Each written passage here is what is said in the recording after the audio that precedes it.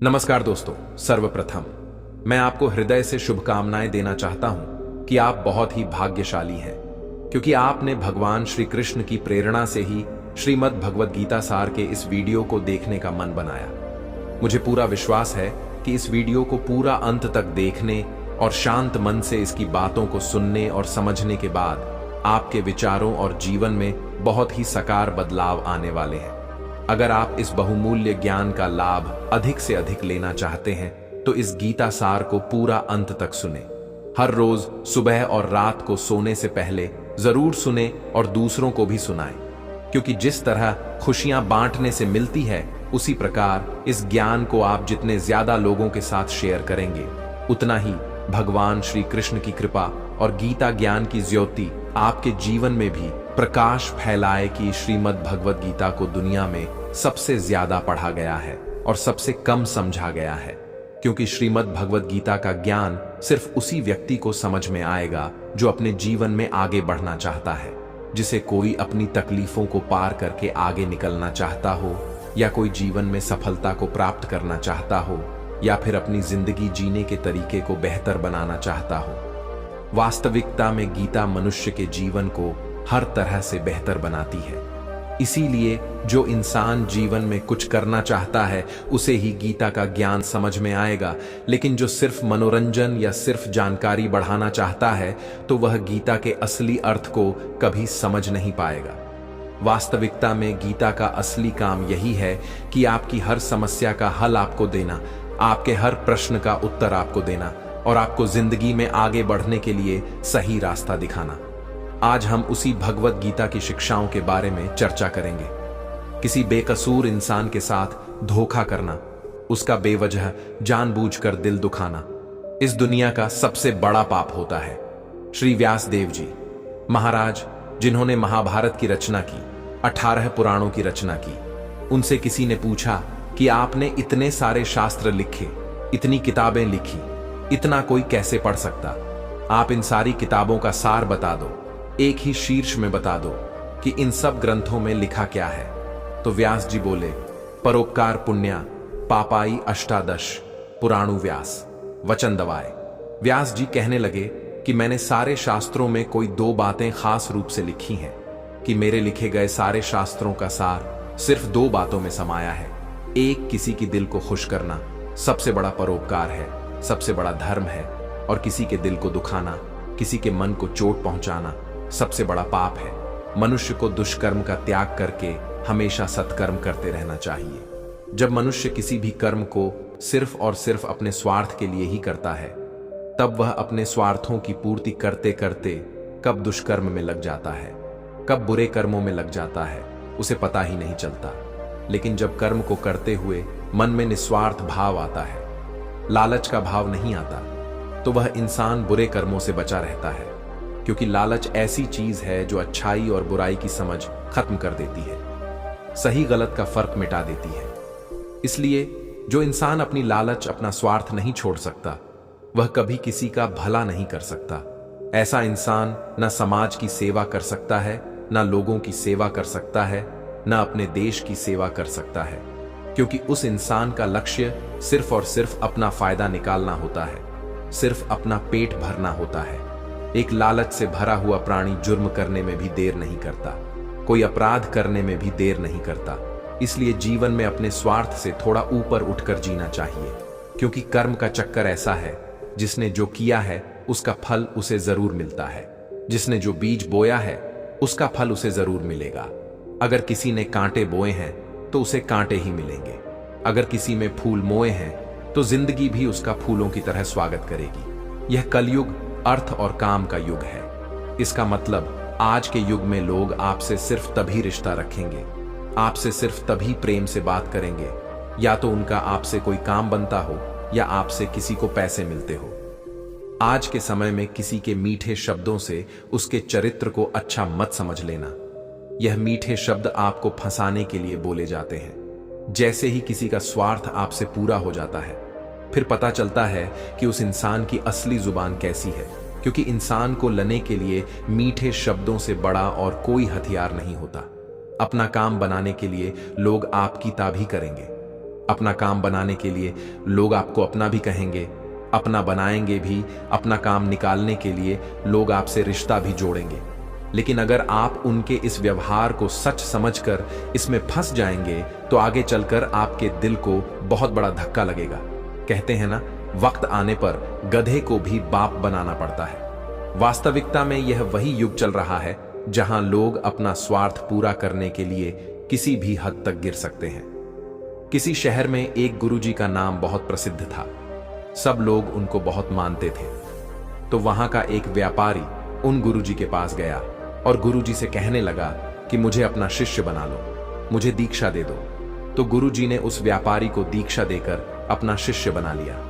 दूसरे दिन उस व्यापारी ने अपने गुरुजी की तस्वीर अपनी दुकान पर लगा दी। जब लोग वहां से गुजरने लगे तो वह लोगों से कहने लगा कि आप उससे सामान खरीदो, सबसे अच्छा और सबसे सस्ता सामान मैं ही बेचता हूं। मैं अपने गुरुजी की कसम खाकर कहता हूं कि मैं आपसे कोई लाभ नहीं कमा रहा। धीरे धीरे बात गुरुजी के कानों तक पहुंची कि कोई एक व्यक्ति है जो आपका नाम लेकर, आपकी कस्में खाकर लोगों को सामान बेचता है, लोगों को बेवकूफ बनाता है, और लोग उसके पास इसलिए चले जाते हैं क्योंकि वह आपका शिष्य है, और यहां तक कि वह आपकी कस्में भी खाता है, और लोग उस पर भरोसा कर लेते हैं कि अपने गुरु की कसम खाता है तो कैसे यह धोखा कर सकता है। एक दिन गुरुजी उसकी दुकान पर गए तो गुरुजी ने जाकर देखा कि वास्तविकता में यह मेरी कस्में खाकर के लोगों को सामान बेचता है। तो गुरुजी ने उस व्यापारी से कहा कि तुम मेरे शिष्य होकर लोगों के साथ धोखा क्यों करते हो, तुम्हें तो अच्छे काम करने चाहिए। तो वह व्यापारी बोला, मुझे गुरु शिष्य कुछ समझ नहीं आता, मुझे सिर्फ अपना फायदा समझ आता है। मैंने देखा कि सारा शहर आपको मानता है तो मुझे समझ आया कि आपको गुरु बनाने से मुझे बहुत फायदा मिलेगा। मेरी कोई धर्म में रुचि नहीं है, मेरी फायदे में रुचि है, और जब से मैंने आपका नाम लेना शुरू किया, आपके नाम की कस्में खाने शुरू की, तब से मेरा व्यापार और बढ़ गया है। यह सुनकर गुरुजी को बहुत धक्का लगा कि कैसा समय आ गया है, कैसा युग आ गया है कि लोग अपने फायदे के लिए किसी भी हद तक जा सकते हैं। यह एक ऐसी वक्त की विडंबना है कि लोग अपने माँ बाप तक को नहीं छोड़ते, अपने गुरु तक को नहीं छोड़ते। इंसान को नोच के खा रहा है। हर इंसान कोशिश करता है कि सिर्फ मेरा फायदा होना चाहिए, चाहे सामने वाले का कितना ही नुकसान क्यों ना हो जाए। आज के युग में अगर आप किसी को अपना फायदा उठाने दोगे तो लोग वह मौका कभी नहीं छोड़ने वाले। इसीलिए किसी के मीठे शब्दों में, किसी की अपनेपन की बातों में कभी मत फंसना, बल्कि आंखें खोलकर इंसान को परखना सीखो, सच्चाई को देखना सीखो। सबसे ज्यादा धोखा इंसान के साथ अपनेपन की ऐड में करता है कि तुम तो मेरे अपने हो, तुम तो मेरे खास हो, तुम तो मेरे दिल के करीब हो, तुम्हारे साथ मैं ऐसा कैसे कर सकता हूं। कभी ऐसा हुआ है क्या कि जिसे आप जानते ही ना हो वह आपको चोट पहुंचा जाए। अक्सर आपको चोट वही लोग पहुंचाते हैं जो आपके अपने होते हैं, जो आपके दिल के करीब होते हैं। गीता का इतना अद्भुत ज्ञान महाभारत की ऐसी लड़ाई पर आए लोगों में नहीं थी। यह भाइयों की लड़ाई थी, एक ही परिवार की लड़ाई थी, और करोड़ों लोग उस लड़ाई में मारे गए। क्यों? क्योंकि अपना ही अपने का सुख नहीं देख पाया, अपना ही अपने की खुशी से जलता रहा। आपने कभी गौर किया, आप जिसे भी यह कह दोगे ना कि वह आपके लिए खास है, कि आप उसे अपना मानते हैं, देखना आज नहीं तो कल वह आपको चोट जरूर पहुंचाता है। वक्त लगता है, एक दिन में बात समझ नहीं आती, लेकिन एक दिन जरूर समझ आती है कि यहां कोई अपना नहीं है। इस शिक्षा का उद्देश्य यह नहीं है कि हम लोगों से नफरत करने लग जाएं या लोगों से गलत व्यवहार करने लग जाए। इस शिक्षा का यही अर्थ है कि आप लोगों के भरोसे मत बैठे रहो। आप किसी से यह उम्मीद लगाकर मत बैठ जाओ कि यह आपका जिंदगी भर साथ देगा, कि वह आपका साथ कभी नहीं छोड़ेगा। अरे सब साथ छोड़ते हैं। आपकी जिंदगी में कई लोग आएंगे और कई लोग जाएंगे। ये जो आप अपने दिल में बिठा के बैठ जाते हैं कि ये मेरा हमेशा साथ देगा, ये बात कभी अपने दिमाग में मत आने देना हमेशा के लिए। तो हमारा शरीर भी हमारे साथ नहीं रहेगा, वह भी एक दिन छूट जाता है। तो आप लोगों से क्या उम्मीद लगाते हो? याद रखना, किसी के साथ अगर बहुत ज्यादा नेह लगाओगे, मोह लगाओगे, तो दुख तो सहना ही पड़ेगा। लेकिन अगर आप इस संसार में सब लोगों से बाहर से चलोगे, ऊपर ऊपर से चलोगे, तो आपको कोई चोट नहीं पहुंचा सकता।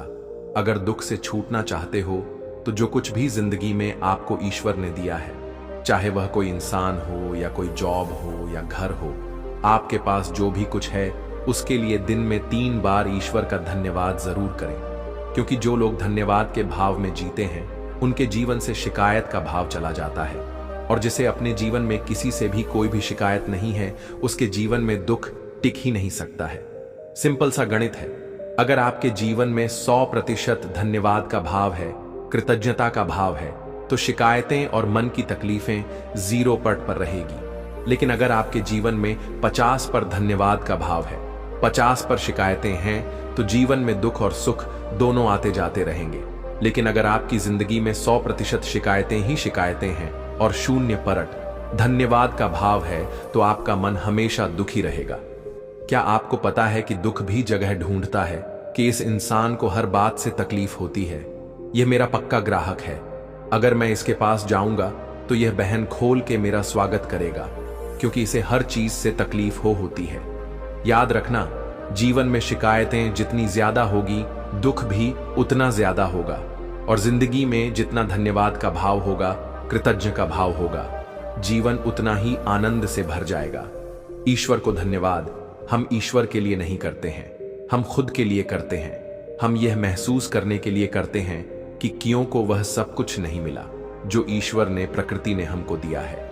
एक व्यक्ति तपती हुई धूप में चला जा रहा था। बहुत गरीब था, पैरों में पहनने के लिए चप्पल भी नहीं थी। ऊपर से तेज धूप पड़ रही है और गर्मी से उसके पैर जल रहे हैं। वह धूप में चला जा रहा था और ईश्वर से शिकायत कर रहा था कि हे ईश्वर, यही है तेरा न्याय, मुझे इतना गरीब बनाया है, क्या दिया है तुमने मुझे, इतनी तेज धूप है और मेरे पास पैरों में पहनने के लिए चप्पल तक नहीं है। वह ईश्वर से शिकायत कर ही रहा था, तभी उसके सामने से एक व्यक्ति गुजरा जो जमीन पर घसीट घसीट कर चल रहा था, क्योंकि उसके पास पैर ही नहीं थे। जब उस घसीटते हुए व्यक्ति को उसने देखा तो उसका मन उसी समय धन्यवाद से भर गया कि हे ईश्वर, तेरा लाख लाख धन्यवाद है कि कम से कम मैं अपने पैरों पर तो चल पा रहा हूं, इस बेचारे के पास तो पा भी नहीं है। जीवन में जब भी शिकायत आए ना, तो एक बार उन लोगों पर नजर जरूर डालना जो वह सब हासिल करने में लगे हुए हैं जो ईश्वर ने आपको दिया है। चॉइस आपकी है। अगर आप जिंदगी से शिकायतें करोगे तो दुख आपका साथी बनकर खड़ा हो जाएगा। अगर आप अपनी जिंदगी को कृतज्ञता से, धन्यवाद से भर दोगे तो आपकी पूरी जिंदगी आनंद से भर जाएगी। मनुष्य का आहार सात्विक और संतुलित होना चाहिए। कलयुगी आदमी कहीं भी कुछ भी खा लेगा। जिस इंसान को यह समझ नहीं कि क्या खाना चाहिए, कितना खाना चाहिए, कहां खाना चाहिए, कैसे खाना चाहिए, वह जीवन की ऊंचाइयों को कभी नहीं छू सकता। आजकल अधिकतर लोग बस स्वाद के पीछे पागल हो गए हैं। कई लोग तो कहते हैं हमारे शहर से 550 किलोमीटर दूर एक जगह है, वहां खाने का टेस्ट बहुत अच्छा है। दिल्ली से 2 घंटे दूर पराठे बहुत अच्छे मिलते हैं, वहां हम रेगुलरली पराठे खाने जाते हैं। 2 घंटा जाना, 2 घंटा आना, सिर्फ एक छोटी सी जुबान के स्वाद के लिए। याद रखना, जो लोग कहीं से भी कुछ भी खा लेते हैं, उन्हें इस बात की समझ होनी चाहिए कि उस भोजन में, उस आहार में न पवित्रता है न प्रेम है। उस व्यक्ति को आपसे कोई प्रेम नहीं है और उस आहार को बनाने में कोई पवित्रता का ध्यान नहीं रखा जाता। लेकिन लोगों को किसी बात से फर्क नहीं पड़ता, बस जुबान पर टेस्ट आना चाहिए। फिर चाहे हमको 10 दिन का सड़ा हुआ खाना खिलाया जाए, बस टेस्ट अच्छा होना चाहिए। चाहे उस खाने में गंदगी भरी हो, लेकिन हमारी जुबान को उसका टेस्ट अच्छा लगना चाहिए। आज के समय में लोगों के खाने पीने का कोई नियम नहीं है, कोई धर्म नहीं है। सुबह हो, दिन हो, शाम हो, रात हो, जब मन किया तब खाना है। चाहे शरीर बीमार ही क्यों ना हो जाए तो भी खाना है। चाहे बॉडी को सूट भी नहीं कर रहा तो भी खाना है। मैं नासिक गया था, वहां पर लोगों ने बताया कि यहां मिसल पाव खाने के लिए लोग 2 से 3 घंटे लाइन में खड़े रहते हैं। प्रणाम है ऐसे लोगों को जो जुबान के स्वाद के लिए घंटों लाइन में खड़े हैं। ऐसी और भी कई जगह हैं जहां पर लोग जुबान के स्वाद के लिए घंटों लाइन में खड़े रहते हैं। कमाल के लोग हैं, जब रास्ते पर गाड़ियां चलाते हैं तो ट्रैफिक में ऐसे भागते हैं जैसे दुनिया में कहीं कोई भूकंप आया हो। 1 सेकंड भी लोगों से रुका नहीं जाता है। गाड़ियां एक दूसरे के ऊपर चढ़ा देनी है, बस हमें भागना है। लेकिन जब खाने की बात आती है तो लोग घंटों लाइनों में खड़े हो जाते हैं। आज के समय में लोगों ने जुबान के स्वाद को बहुत ज्यादा महत्व दे रखी है, जिसे खाना ही उनकी जिंदगी का लक्ष्य है। लेकिन श्रीमद् भगवत गीता सिखाती है कि इंसान जैसा आहार खाता है वैसा ही उसका मन होता है, वैसे ही काम करता है, वह वैसे ही एक्सपीरियंस को फील करता है। श्री कृष्ण कहते हैं कि सात्विक अन्न से मन सात्विक होता है, शांत होता है, खुश रहता है, और जो तामसी और राजसी आहार करते हैं उनका मन चिड़चिड़ा होने लगता है। ऐसे लोगों को बहुत जल्दी गुस्सा आ जाता है। मन भी आशा रहता है, जो खाना आप अपने शरीर में डाल रहे हैं उसे हल्के में मत लेना, वही आपका विचार बनने वाला है और वही आपका अनुभव बनने वाला है। श्रीमद् भगवद गीता के 6ठे अध्याय में भगवान श्री कृष्ण ने अर्जुन को भोजन के बारे में विस्तार से बताया है कि भोजन 3 प्रकार का है। सात्विक, तामसिक और राजसिक। सात्विक आहार आपके शरीर की उम्र को बढ़ाता है, आपके मन को सुख देता है, आपके माइंड में आपको सेटिस्फेक्शन देता है, जीवन को खुशी देता है, और ऐसा आहार रसमय होता है। राजसी आहार दुख, शोक और रोग उत्पन्न करने वाला होता है। इसीलिए बहुत ज्यादा गर्म, तीखा और जलन पैदा करने वाला खाना रजोगुण आहार कहा जाता है। और जो खाना घंटों पहले बनाया गया हो, जीवों की हत्या करके बनाया गया हो, बहुत अपवित्र से बनाया गया हो, बहुत ज्यादा गर्म, बहुत ज्यादा तीखा और खट्टा हो, या जिसमें नशीले पदार्थ डाले जाते हो, ऐसा खाना तमोगुण आहार कहा गया है। और इनमें से जैसा आप खाना खाएंगे वैसे ही आपकी बुद्धि होगी, वैसे ही आपका जीवन बनने वाला है। इसलिए श्रीमद् भगवद गीता यह सिखाती है कि अगर आप जीवन में खुश रहना चाहते हो तो हमेशा सात्विक और संतुलित आहार ही करना चाहिए। खुद को ऐसा कभी मत बनाओ कि लोग आपका इस्तेमाल करके चले जाएं। खुद को ऐसा कभी मत बनाओ कि लोग आपको चोट पहुंचाकर चले जाएं। अपने आप को कभी भी बेचारा बनाकर नहीं जीना चाहिए। इससे लोग आपको अच्छा नहीं मानेंगे, बल्कि आपका फायदा उठाएंगे। आपको कैसा बनना है यह आप पर निर्भर करता है। अगर लोग आकर के आपको आसानी से चोट पहुंचा जाते हैं, आपका इस्तेमाल करके चले जाते हैं, तो आपको गौर करना चाहिए कि ऐसा क्या कारण है कि लोग आपको आसानी से चोट पहुंचा देते हैं। क्योंकि कई लोग दुनिया में ऐसे होते हैं जिसे बात करने में भी लोगों को डर लगता है। जिस इंसान का मन मजबूत है उसे कोई चोट नहीं पहुंचा सकता, लेकिन जो इंसान मन से ही कमजोर है उसे चोट पहुंचाना बहुत आसान हो जाता है। इसीलिए यह बहुत जरूरी है कि आपका मन मजबूत होना चाहिए, आपके विचार मजबूत होने चाहिए। कमजोर मन और कमजोर विचारों के साथ जोगे तो जगह जगह आपको चोट ही लगती रहेगी। इसलिए अपने आप को ऐसा कभी मत बनाओ कि आपको कोई भी चोट पहुंचाकर चला जाए। जब तक आप औरों से सम्मान की उम्मीद करते रहोगे तब तक आपका अपमान होता ही रहेगा। जब तक आपको यह इच्छा है कि कोई आपकी कदर करे तब तक आपकी कोई कद्र नहीं करेगा। सम्मान चाहने वाले का अपमान निश्चित ही होता है। आप कभी गौर करना, जिस इंसान को सम्मान की सबसे ज्यादा लालच होती है वह इंसान जगह जगह पर खुद को अपमानित महसूस करता है। वह कहते हैं न कि शादियों में फूफा जी मुंह बना लेते हैं, हर चीज पर खुद को अपमानित महसूस करते हैं। क्यों? क्योंकि उनके मन में सम्मान पाने की कामना है, और वह सम्मान पाने की कामना ही उन्हें जगह जगह पर अपमानित महसूस कराती है। हालांकि कि कोई उनका कुछ करता नहीं है, लेकिन जब जिस सम्मान को पाने की उम्मीदें मुंह लगाकर बैठते हैं उसी की वजह से उन्हें लगता है कि हर जगह हमारा अपमान हो रहा है। कुछ अजीब ही चक्र है।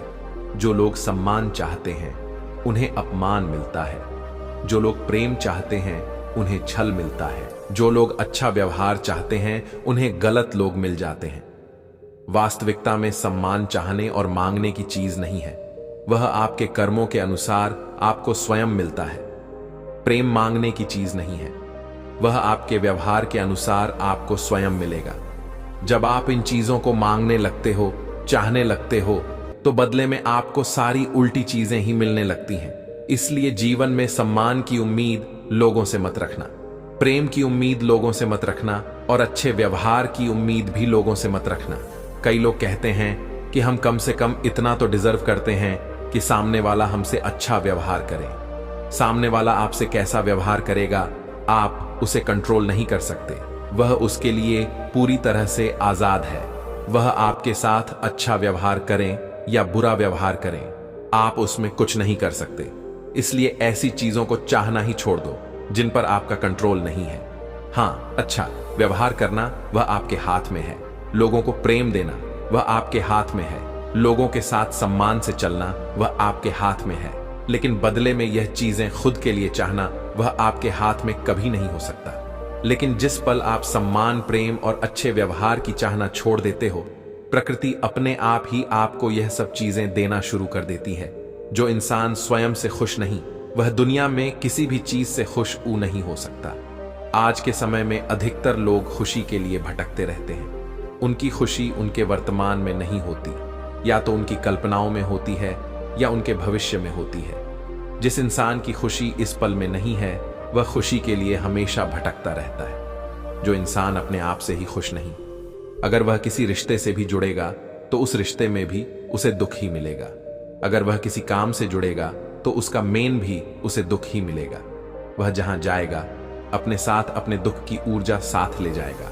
याद रखना, जगह बदलने से, रिश्ते बदलने से, काम बदलने से खुशी नहीं आती, लेकिन इंसान खुद को बदल दे तो जिंदगी में खुशियां जरूर आती हैं। जो लोग खुद से खुश नहीं होते, वह खुशी के मौके पर भी कोई ना कोई दुख ढूंढ लेते हैं। वास्तविकता में खुश रहना और दुखी रहना एक माइंड की प्रोग्रामिंग है, एक मेंटल ट्रेनिंग है। अगर आप भी अपने माइंड को बार बार हर चीज में उदास होने की ट्रेनिंग दे रखी है, दुखी होने की ट्रेनिंग दे रखी है, तो धीरे धीरे आपका मन खुश होना ही भूल जाएगा। लेकिन अगर आपने अपने मन को छोटी छोटी बातों पर खुश होने की आदत डाली है, तो आप जिंदगी के हर पल में खुशियों को जी पाएंगे। इतनी सी बात अगर किसी को समझ में आ जाए कि खुशियां और दुख हमारे माइंड की प्रोग्रामिंग से चलती है, तो आप अपनी जिंदगी को खुशहाल बना सकते हो, या फिर आप अपनी जिंदगी को दुखों के अंधेरे में धकेल सकते हो। इसीलिए इसे समझना बहुत जरूरी है। जीवन में अगर खुश रहना है तो छोटी छोटी चीजों में भी खुशियों को देखने की नजर होनी चाहिए, नहीं तो बड़ी से बड़ी खुशी में भी आपका मन दुख ही ढूंढ लेगा। जिस इंसान को अपनी जिंदगी में, अपने आसपास की दुनिया में, अपने रिश्तों में हमेशा सब कुछ बुरा ही दिखाई देता है, सब कुछ गलत ही दिखाई देता है, ऐसा इंसान बहुत जल्दी ही डिप्रेशन में चला जाता है। जो इंसान अपनी जिंदगी में एक भी खुशी नहीं ढूंढ पाया, खुश रहने का एक भी कारण नहीं ढूंढ पाया, उसके हैप्पी हार्मोन्स धीरे धीरे कम होने लगते हैं और अकेलापन, उदासी, डिप्रेशन उसके जीवन में बढ़ने लगते हैं। माना कि बाहर की परिस्थितियों को आप कंट्रोल नहीं कर सकते, लेकिन उन परिस्थितियों में आपको खुश रहना है या आपको दुखी होना है, यह पूरा चुनाव सिर्फ आपका है। कई लोग कहते हैं कि ऐसी परिस्थितियों में कोई कैसे खुश रह सकता है, तो फिर दुखी रहो, और अगर दुखी रहना नहीं पसंद तो फिर अपनी परिस्थितियों को बदलने की कोशिश करो। और कोई ना उन ऑप्शन नहीं है आपके पास, या तो जो परिस्थिति चल रही है उसमें खुश रहो, अगर वह परिस्थिति पसंद नहीं आ रही है तो उस परिस्थिति को बदल दो। लेकिन अगर आप दोनों नहीं कर पा रहे तो आप हमेशा पिसते रहोगे, क्योंकि ना तो आप परिस्थिति बदल पा रहे हो, ना ही आप अपने विचार बदल पा रहे हो। खुश रहना है तो दोनों में से एक चीज तो बदलनी ही होगी, या तो परिस्थिति बदलो या फिर अपने मन के विचार बदलो। और अगर दोनों नहीं बदल सकते तो फिर दुखी रहने के लिए तैयार रहो। यह कहानी महाभारत और भागवत गीता की है। एक बार एक कौवे की गरुड़ से दोस्ती हो गई। दोनों काफी समय एक दूसरे के साथ गुजारते थे। उनमें मित्रता इतनी गहरी हो गई थी कि आपस में कभी कोई बात नहीं छिपाते थे। एक दिन दोनों एक नदी के किनारे पेड़ पर बैठे बात कर रहे थे कि तभी एक यमदूत उधर से गुजरा। वह कौवे को देखकर मुस्कुराया। गरुड़ और कौवे ने उस यमदूत को अनदेखा किया और अपनी बातों में लग गए। लेकिन अगले दिन फिर वही हुआ। दोनों बातें कर रहे थे, तभी वही यमदूत फिर उधर से गुजरा। वह फिर कौवे को देखकर मुस्कुराया। इस बार कौवे को कुछ शंका हुई। उसने गरुड़ से कहा कि यमदूत, मुझे देखकर कल भी मुस्कुराया था और आज भी वैसे ही मुस्कुराया। कुछ गड़बड़ है, हो सकता है मेरी मृत्यु आने वाली है। गरुड़ ने उसे समझाया कि ऐसा कुछ नहीं है, यह एक संयोग भी हो सकता है। तुम चिंता मत करो। 2-3 दिन और ऐसे ही निकले। रोज यमदूत कौवे को देखकर मुस्कुराता। अब तो कौवे को यकीन हो गया कि निश्चित ही मेरी मौत नजदीक है। उसने गरुड़ से कहा, मित्र, मैं मरना नहीं चाहता, लेकिन यह यमदूत जरूर 1-2 दिन में मेरे प्राण निकाल कर ले जाएगा। यह रोज ही मुझे देखकर मुस्कुराता है। गरुड़ को भी लगा कि हो सकता है कौवे का शक सही हो। उसने कौवे को धैर्य बंधाया। गरुड़ ने कौवे से कहा, तुम चिंता मत करो मित्र, मैं तुम्हें यहां से इतनी दूर ले जाऊंगा कि यह यमदूत तुम्हें दिखाई ही ना दे। गरुड़ ने कौवे को अपनी पीठ पर बैठाया और उस जंगल से हजारों किलोमीटर दूर कैलाश पर्वत पर ले गया। दोनों को अब यह डर नहीं रहा कि यहां कोई उन्हें परेशान कर सकता है। लेकिन वे जैसे ही कैलाश पर्वत पर पहुंचकर एक गुफा तक पहुंचे, वहां यमदूत पहले से ही मौजूद था। उसने कौवे को देखते ही उस पर पाश फेंककर उसके प्राण निकाल लिए। गरुड़ देखता रह गया। उसने यमदूत से पूछा, तुमने इसे मारा क्यों? यमदूत ने कहा कि इसकी मौत इसी समय लिखी थी, इसीलिए इसके प्राण निकाल लिए। गरुड़ ने फिर पूछा, तो फिर तुम इसे देखकर उस जंगल में मुस्कुराते क्यों थे? इसे मारना ही था तो वहीं मार देते। यमदूत ने जवाब दिया, इसकी मौत कैलाश पर्वत पर ही लिखी थी, लेकिन 4-5 दिन पहले इसे उस जंगल में देखकर मुझे आश्चर्य हो रहा था कि यह इतने कम समय में वहां पहुंचेगा कैसे, क्योंकि इसके पंख भी छोटे हैं और यह लंबी उड़ान भी नहीं भर सकता, तो हजारों योजन दूर कैलाश तक यह पहुंचेगा कैसे? यही सोचकर मैं रोज मुस्कुरा कर गुजर जाया करता था। लेकिन भाग्य देखो, तुम इसके परम मित्र ही इसे यहां तक इतने कम समय में ले आए। तो दोस्तों, जीवन और मृत्यु भाग्य की ही तो बात है, इससे कहीं भी छिपा या बचा नहीं जा सकता। जब तक जिंदगी है तब तक कोई आपको मार नहीं सकता, लेकिन अगर मृत्यु निकट हो तो कोई कोशिश आपको बचा नहीं सकती। तो दोस्तों, मौत से डरना या घबराना नहीं चाहिए, बस सुबह शाम भगवान का ध्यान करना चाहिए। भगवान ही हर जगह हमारी मदद करते हैं, क्योंकि भगवान का स्मरण करने से मौत भी टल जाती है। इससे जुड़ी एक बहुत ही रोचक और प्यारी कहानी हमें गीता में मिलती है। कन्नौज में एक दासी पति ब्राह्मण रहता था। उसका नाम अजामिल था। यह अजामिल बड़ा शास्त्र था, शील, सदाचार और सद्गुणों का तो खजाना ही था। ब्रह्मचारी, विनय, जितेंद्रिय, सत्यनिष्ठ, मंत्रवेत्ता और पवित्र भी था। इसने गुरु, संत, महात्माओं सबकी सेवा की थी। एक बार अपने पिता के आदेशानुसार वन में गया और वहां से फल फूल, समिधा तथा कुश लेकर घर के लिए लौटा। लौटते समय उसने देखा कि एक व्यक्ति मदिरा पीकर किसी वेश्या के साथ विहार कर रहा है।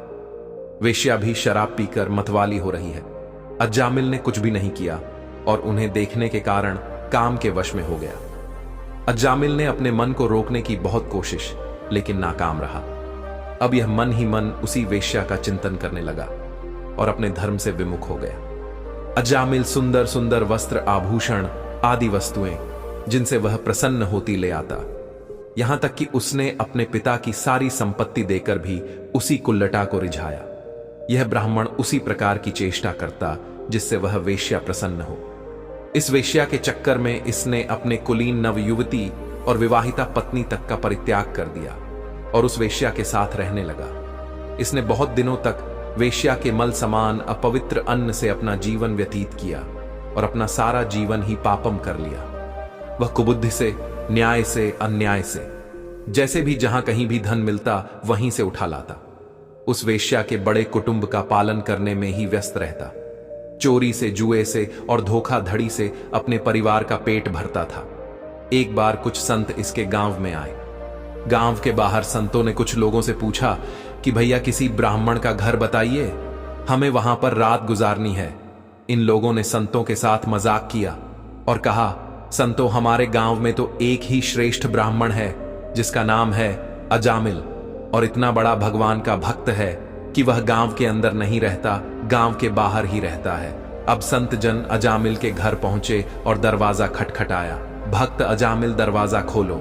जैसे ही अजामिल ने दरवाजा खोला तो संतों के दर्शन करते ही मानो आज अपने पुराने अच्छे कर्म उसे याद आ गए। संतों ने कहा कि भैया, रात बहुत हो गई है, आप हमारे लिए भोजन और सोने का प्रबंध कीजिए। अजामिल ने स्वादिष्ट भोजन तैयार करवाकर संतों को भोजन करवाया।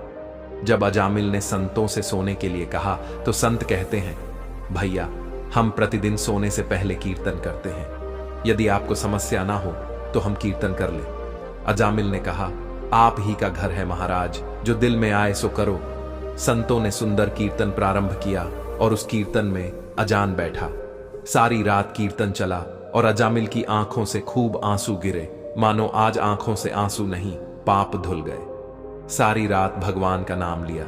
जब सुबह हुई, संत जन चलने लगे तो अजामिल ने कहा, महात्माओं, मुझे क्षमा कर दीजिए, मैं कोई भक्त वक्त नहीं हूं, मैं तो एक महापाप हूं। मैं वैश्या के साथ रहता हूं और मुझे गांव से बाहर निकाल दिया गया। केवल आपकी सेवा के लिए मैंने आपको भोजन करवाया और मुझसे बड़ा पापी कोई नहीं है। संतों ने कहा, अरे अजामिल, तूने यह बात हमें कल क्यों नहीं बताई? हम तेरे घर में रुकते ही नहीं। अब तूने हमें आश्रय दिया है तो चिंता मत कर। यह बता, तेरे घर में कितने बालक हैं? अजामिल ने बता दिया कि महाराज 9 बच्चे हैं और अभी यह गर्भवती है। संतों ने कहा कि इस बार जो तेरे संतान होंगी वह पुत्र होगा और उसका नाम नारायण रखना। जा, तेरा कल्याण हो जाएगा। संत जन आशीर्वाद देकर चले गए। समय बीता और उसके पुत्र हुआ। उसका नाम रखा नारायण। अजामिल अपने नारायण पुत्र में बहुत आसक्त था। अजामिल ने अपना संपूर्ण हृदय अपने बच्चे नारायण को सौंप दिया था। हर समय अजामिल कहता था, नारायण भोजन कर लो, नारायण पानी पी लो, नारायण तुम्हारा खेलने का समय है, तुम खेल लो। हर समय नारायण नारायण करता रहता था। इस तरह 88 वर्ष बीत गए। अजामिल अब बूढ़ा हो गया था। उसे इस बात का पता ही नहीं चला कि मृत्यु मेरे सिर पर आ पहुंची है। अब वह अपने पुत्र बालक नारायण के संबंध में ही सोचने विचारने लगा। इतने में ही अजामिल ने देखा कि उसे ले जाने के लिए अत्यंत भयानक 3 यमदूत वे उनके हाथों में फांसी है, मुंह टेढ़े मेढ़े हैं और शरीर के रोए खड़े हुए हैं। उस समय बालक नारायण वहां से कुछ ही दूरी पर खेल रहा था। यमदूतों को देखकर अजामिल डर गया और अपने पुत्र को कहता है, नारायण नारायण मेरी रक्षा करो, नारायण मुझे बचाओ। तभी भगवान के पार्षदों ने देखा कि यह मरते समय हमारे स्वामी भगवान नारायण का नाम ले रहा, उनके नाम का कीर्तन कर रहा है, और वे बड़े वेग से झटपट वहां आ पहुंचे। उस समय यमराज के दूत दासीपति अजामिल के शरीर में से उसके सूक्ष्म शरीर को खींच रहे थे। विष्णु दूतों ने बलपूर्वक रोक दिया। उनके रोकने पर यमराज के दूतों ने उनसे कहा, अरे धर्मराज की आज्ञा का पालन नहीं करने वाले, तुम लोग हो कौन? तुम किसके दूत हो? कहां से आए हो और इसे ले जाने से हमें क्यों रोक रहे हो? जब यमदूतों ने इस प्रकार कहा, तब भगवान नारायण के आज्ञाकारी पार्षदों ने हंसकर कहा, यमदूत, तो यदि तुम लोग सचमुच धर्मराज के आज्ञाकारी हो तो हमें धर्म का लक्षण और धर्म का तत्व सुनाओ। दंड का पात्र कौन है? वेदों ने जिन कर्मों का विधान यमदूतों ने कहा किया है वे धर्म है, और जिनका निषेध किया है वे अधर्म। वेद स्वयं भगवान के स्वरूप हैं। वे उनके स्वाभाविक श्वास प्रश्वास एवं स्वयं प्रकाश ज्ञान है, ऐसा हमने सुना है। पाप कर्म करने वाले सभी मनुष्य अपने अपने कर्मों के अनुसार दंडनीय होते हैं। यमदूत तब भगवान के पार्षदों ने कहा, आश्चर्य और खेद की बात है कि धर्मज्ञों की सभा में अधर्म प्रवेश कर रहे हैं, क्योंकि वहां अपराध और दंडनीय व्यक्तियों को व्यर्थ ही दंड दिया जाता है। यमदूतों, इसने कोटि कोटि जन्मों की पाप पूरा पूरा प्रायश्चित कर लिया है, क्योंकि इसने विवश होकर ही सही भगवान के परम कल्याण में मोक्षप्रद नाम का उच्चारण तो किया है। जिस समय इसने नारायण इन 4 अक्षरों का उच्चारण किया, उसी समय केवल उतने से ही इस पापी के समस्त पापों का प्रायश्चित हो गया। चोर, शराबी, मित्र, द्रोही, ब्रह्माघाती, गुरु पत्नी गामी, ऐसे लोगों का संसार की स्त्री, राजा, पिता और गाय को मारने वाला, चाहे जैसा और चाहे जितना बड़ा पापी हो, सभी के लिए यही इतना ही सबसे बड़ा प्रायश्चित है कि भगवान के नामों का उच्चारण किया जाए, क्योंकि भगवान नाम के उच्चारण से मनुष्य की बुद्धि भगवान के गुण, लीला और स्वरूप में रम जाती है और स्वयं भगवान की उसके प्रति आत्मीय बुद्धि हो जाती है। सारे तुम लोग अजामिल को मत ले जाओ, इसने पापों का प्रायश्चित कर लिया है, क्योंकि इसने मरते समय भगवान के नाम का उच्चारण किया है। इस प्रकार भगवान के पार्षदों ने भागवत धर्म का पूरा पूरा निर्णय सुना दिया और अजामिल को यमदूतों के पाश से छुड़ाकर मृत्यु के मुख से बचा लिया। भगवान की महिमा सुनने से अजामिल के हृदय में शीघ्र ही भक्ति का उदय हो गया। अब उसे अपने पापों को याद करके बड़ा पश्चाताप होने लगा। अजामिल मन ही मन सोचने लगा, अरे मैं कैसा इंद्रियों का दास हूं, मैंने एक वेश्या के गर्भ से पुत्र उत्पन्न करके अपना ब्राह्मण नष्ट कर दिया। यह बड़े दुख की बात है, धिक्कार है मुझे। मैं संतों के द्वारा निंद हूं, पापा आत्मा हूं। मैंने अपने कुल में कलंक का टीका लगा दिया। मेरे माँ बाप और तपस्वी थे, मैंने उनका भी परित्याग कर दिया, और मैं कितना कृतज्ञ हूं। मैं अब अवश्य ही अत्यंत भयावह नरक में गिरंगा, जिसमें गिरकर धर्मघाती, पापा, आत्मा, कामी पुरुष अनेकों प्रकार की यम यातना भोगते हैं। कहां तो मैं महाकपटी, पापी, निर्लज्ज और ब्रह्म तेज को नष्ट करने वाला, तथा कहां भगवान का वह परम मंगलमय नारायण नाम। सचमुच मैं तो कृतार्थ हो गया। अब मैं अपने मन, इंद्रिय और प्राणों को वश में करके ऐसा प्रयत्न करूंगा कि फिर अपने को गौर अंधकार में नरक में न डालूं। मैंने यमदूतों के डर से अपने पुत्र नारायण को पुकारा और भगवान के पार्षद प्रकट हो। यदि मैं वास्तव में नारायण को पुकारता तो क्या आज श्री नारायण मेरे सामने प्रकट नहीं हो जाते? अब अजामिल के चित्त में संसार के प्रति तीव्र वैराग्य हो गया। वह सबसे संबंध और मोह को छोड़कर हरिद्वार चले गए। उस देवस्थान में जाकर वे भगवान के मंदिर में आसन से बैठ गए और उन्होंने योग मार्ग का आश्रय लेकर अपनी सारी इंद्रियों को विषयों से हटा मन में लीन कर लिया और मन को बुद्धि में मिला दिया।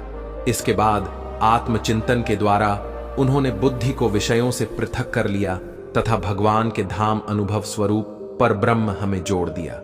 इस प्रकार जब अजामिल की बुद्धि त्रिगुणमय प्रकृति से ऊपर उठकर भगवान के स्वरूप में स्थित हो गई, तब उन्होंने देखा कि उनके सामने वे ही चारों पार्षद जिन्हें उन्होंने पहले देखा था वो खड़े। अजामिल ने उनका दर्शन पाने के बाद उन्होंने उस तीर्थ स्थान में गंगा के तट पर अपना शरीर त्याग दिया और तत्काल भगवान के पार्षदों का स्वरूप प्राप्त कर सिर झुकाकर उन्हें नमस्कार किया। अजामिल भगवान के पार्षदों के साथ स्वर्णमयी पति के निवास स्थान वैकुंठ को चले गए। सुखदेव जी महाराज कहते हैं, परीक्षित, यह इतिहास अत्यंत गोपनीय और समस्त पापों का नाश करने वाला है। जो पुरुष श्रद्धा और भक्ति के साथ इसका श्रवण कीर्तन करता है वह नरक में कहीं नहीं जाता। यमराज के दूत तो आंख उठाकर उसकी ओर देख तक नहीं सकते। उस पुरुष का जीवन चाहे पापम ही क्यों न रहा हो, वैकुंठ लोक में उसकी पूजा होती है। परीक्षित, देखो अजामिल जैसे पापी ने मृत्यु के समय पुत्र के बहाने भगवान नाम का उच्चारण किया, उसे भी वैकुंठ की प्राप्ति हो गई। फिर जो लोग श्रद्धा के साथ भगवान के नाम का उच्चारण करते हैं उनकी तो बात ही क्या है। जब भगवान के पार्षदों ने यमदूतों से अजामिल को छुड़ाया तो यमदूत यमराज के पास पहुंचे और कहते हैं, हे प्रभु, संसार के जीव 3 प्रकार के कर्म करते हैं, पाप, पुण्य अथवा दोनों से मिश्रित। इन जीवों को उन कर्मों का फल देने वाले शासक संसार में कितने हैं? हम तो ऐसा समझते हैं कि अकेले आप ही समस्त प्राणियों और उनके स्वामियों के भी अधीश्वर हैं। आप ही मनुष्यों के पाप और पुण्य के निर्णायक दंडदाता और शासक हैं।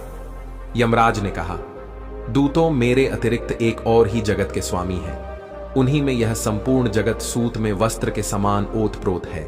उन्हीं के चराचर अंश ब्रह्मा, विष्णु और शंकर इस जगत की उत्पत्ति, स्थिति तथा प्रलय करते हैं। उन्हीं ने इस सारे जगत को नथे हुए बैल के समान अपने अधीन कर रखा है।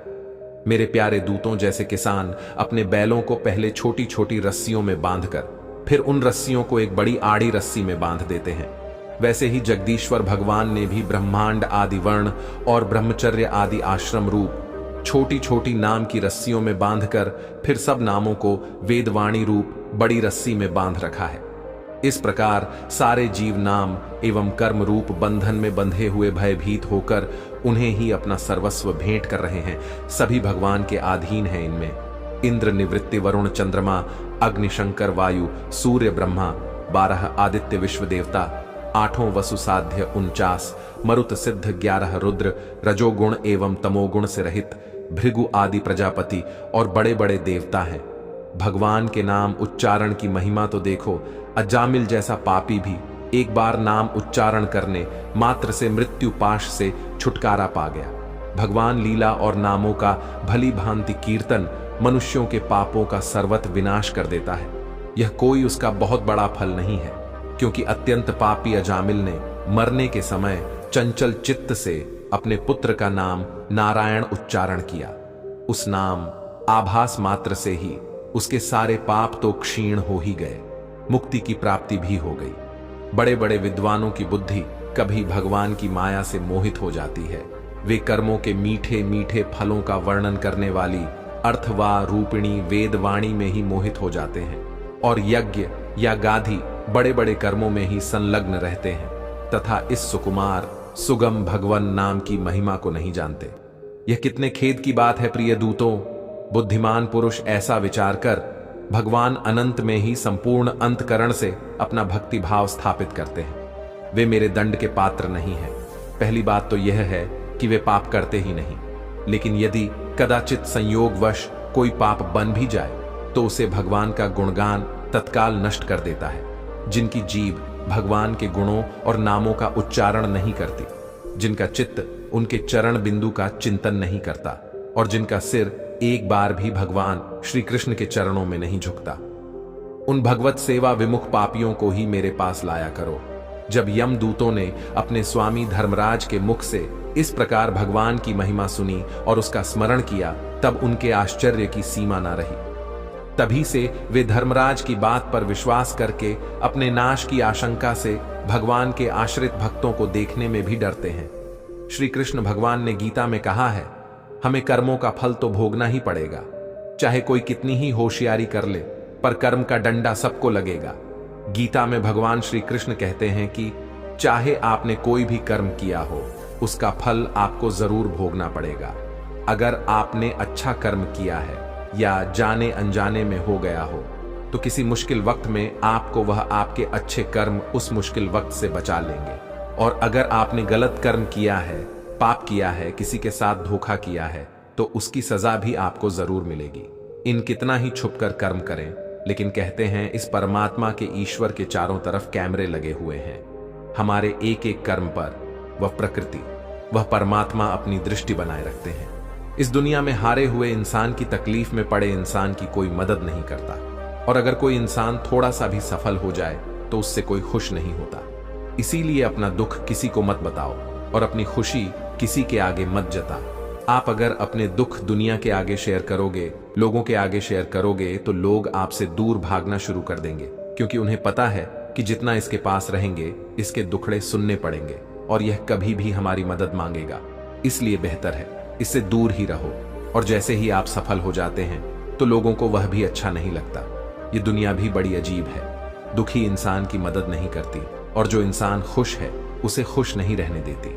उसकी खुशी से भी लोगों को तकलीफ होती है। आपने हजारों बार यह सुना होगा कि दुख में कोई किसी का साथी नहीं होता, तो भी लोगों को समझ नहीं आता, तो भी लोग दूसरों को जाकर अपने दुख बताते हैं, दूसरों से उम्मीद लगाते हैं कि वह उनकी मदद करेंगे। कोई क्यों करेगा किसी की मदद, और क्यों खुद को इतना कमजोर बनाना कि दूसरों की मदद की जरूरत पड़ जाए? और क्यों आप अपनी खुशियों को दूसरों को बताए बिना नहीं जी सकते? कई लोगों को आदत होती है, जब तक अपनी सफलता के बारे में, अपनी खुशियों के बारे में 102 लोगों को नहीं बता देंगे, तब तक उनका मन भरता ही नहीं है। इसीलिए ही जब आप अपनी खुशियां लोगों को बार बार बताते हो, तब आपके बनते हुए काम भी रुक जाते हैं, बनते हुए काम भी बिगड़ जाते हैं, क्योंकि काम बनने से पहले ही आप अपनी योजना के बारे में सबको बता देते हो। जब तक आप सफल हुए नहीं हो, किसी को कुछ मत बताओ। जब तक आपकी योजनाएं पूरी नहीं हुई हैं, किसी को कुछ मत बताओ। और जिस दिन आप सफल हो जाओगे, जिस दिन आपकी योजनाएं पूरी हो जाएंगी, तब आपको बताने की जरूरत ही नहीं पड़ेगी। लोगों को अपने आप आपकी सफलता दिख जाएगी। इसलिए चाहे आपकी खुशी हो, चाहे आपका दुख हो, उसे अपने तक ही रखना चाहिए। एक दिन राघव अपने घर के आंगन में बैठा हुआ था और सोच रहा था कि कैसे उसने सब कुछ अपने दम पर किया। उसने महसूस किया कि वह किसी खास अवसर के इंतजार में नहीं था, बल्कि उसने अपने प्रयासों और कड़ी मेहनत से हर अवसर को अपने लिए सही बनाया था। राघव की कहानी हमें यह सिखाती है कि सफलता केवल अपने संसाधनों और मौके पर निर्भर नहीं होती। यह पूरी तरह से हमारी मेहनत, हमारे दृष्टिकोण और हमारी सोच पर निर्भर करती है। दोस्तों, हम आशा करते हैं कि आप लोगों को यह वीडियो जरूर पसंद आई होगी। अगर आप लोगों को यह वीडियो पसंद आया हो तो हमारे वीडियो को लाइक करें। ऐसे ही जीवन बदलने वाली वीडियो के लिए हमारे चैनल मोरल स्टोरी 11x को सब्सक्राइब करें और बेल नोटिफिकेशन आइकॉन को भी ऑल पर सेट कर लें, ताकि हमारे नए वीडियो के नोटिफिकेशन तुरंत आपको आ जाए। मिलते हैं अगले वीडियो में। जय श्री कृष्णा,